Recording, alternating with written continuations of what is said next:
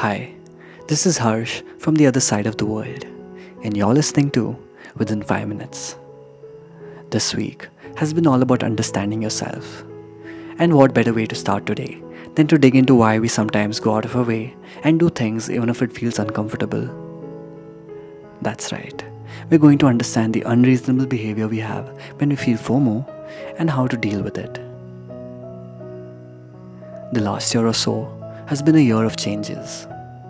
Some of my closest friends moved out of the city we grew up in. They stationed themselves on a faraway continent in pursuit of greater opportunities and a better lifestyle. It's a little subjective, of course, but it made me wonder if the grass was greener on the other side. And I wasn't the only one who felt this way. Even my friends who were there pondered if their decision was indeed the right one.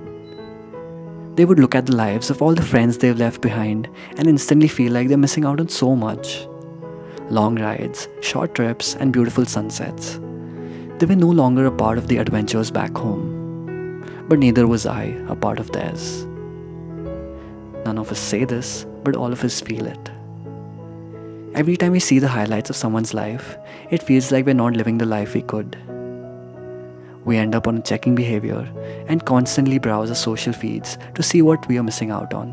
And eventually, that leads to a hypervigilant state of comparison and a sense of normal gets skewed. The fear of missing out is a parasite that feeds on a low self-esteem. It catalyzes unreasonable behavior. When your friends run into Tom Cruise on a trip you didn't go on, your body instantly switches off all motor functions and you silently vanish from the face of the world. You punish yourself mentally even though you were aware that the trip was beyond your budget. Why? Because you can't stand knowing that your friends are having more fun without you. This triggers a social paralysis and you start believing that everyone has more fun when you're not around, and that nothing exciting happens when you're around. You're not missing out on anything if you go, but you miss out on everything if you don't. Casually explained on a YouTube video. Every moment we choose something, we are missing out on something else, like yin and yang. Do I take it easy and have fun because bad things can happen anytime? Or do I work hard now and prepare for the bad things that may happen anytime? Do I go to parties and live the YOLO life?